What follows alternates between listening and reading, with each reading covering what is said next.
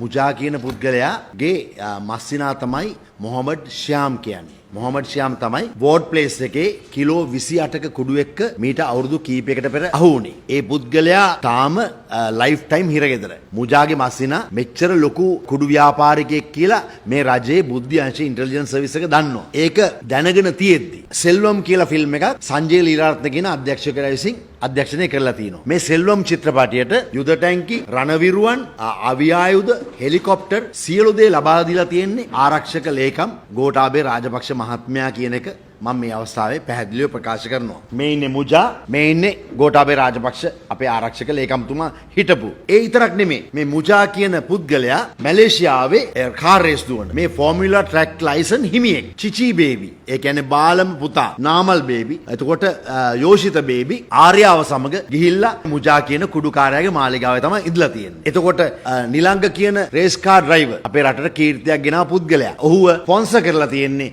මැලේසියාවල මේ කුඩු රජා වෙන මුජා. ඉතින් මේ සියලු දේවල් එකම ජාලයක් කරා තමයි වෙලා තියෙන්නේ. විලී ගමගේ තමයි මේ පංගාත්තුව කරලා තියෙන්නේ. එතකොට ලක්ෂ්මන් හුළුගල්ල මහත්මයාත් මේ සම්බන්ධීකරණයට උදව් වෙලා තියෙනවා. ඒ වගේම ලංකාවේ කුඩු ජාවාරම් වලට නළුනියන් සම්බන්ධයි කියලා. නිලි රැජින නොදැන හෝ දැනගෙන ඇයගේ තරුණ පෙම්වතා එක්ක මැලේසියා ගිහිල්ලා තියෙනවා. චන්දිම නානක්කාර සමග. එතකොට සංජය ලීලාරත්න අධ්‍යක්ෂකවරයා දන්නවා මේ ෂියාම් මොහමඩ්ගේ මස්සිනා කියලා. කැලණිය පැත්තේ කුඩු වලට නම හැම වෙලෙම කියවන දේශපාලඥයෙක් තමයි ෂියාම් මොහමඩ්ගේ දුවව සෙන්ට් බ්‍රිජට්ස් එකට පුතාව රොයල් එකට දාලා තියෙන්නේ කියලා. ඒ වගේම ෂියාම් මොහමඩ් පවා කලාකෘති ටෙලිනාට්‍ය චිත්‍රපටි වලට මුදල් වියදම් කරලා තිබුණා. මේ සේරම දැනගෙන තමයි අපේ ගරු ආරක්ෂක ලේකම්තුමා මේ ජාත්‍යන්තර මට්ටමේ රතු නිවේදනයක් නිකුත් වූ මේ කුඩුකාරයා සමග ඇසුරු කරන්නේ. ඒ වගේම රාජ්‍ය චිත්‍රපටි සංස්ථාවේ අද පවා තියෙනවා මුජාට අයිති ලක්ෂ 55ක මුදලක්.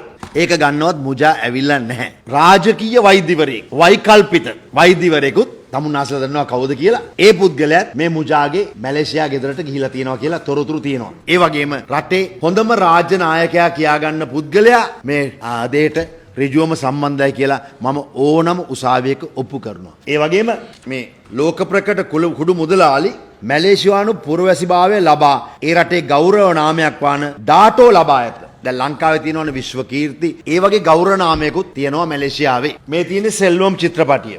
මේ චිත්‍රපටියේ කැමරා අධ්‍යක්ෂකවරයා ජයනාත් ගුණවර්ධන, කැමරා ශිල්පියෙක්. එතුමාගේ පරාවර්තනය කියන ෆිල්ම් එකට පවා මුදල් දීලා තියෙන්නේ මේ මුජා කියන කෙනා. කුඩු රජෙක්ගේ මුදල් නිෂ්පාදනයෙන් දායක වෙන්න ඉඩ සලසලා තියෙනවා වගේම රටේ රණවිරුවන් නොමිලේ දීලා තියෙනවා. මේවට අය කරලා නැහැ. මට කියන්න මිනිමෝරු ගැන සත්‍ය ප්‍රකාශ කළා සේම ආරක්ෂක ලේකම්තුමා මුජා සමග තියෙන සම්බන්ධය ගැන රටට හෙළිදරව් කරાવી කියලා.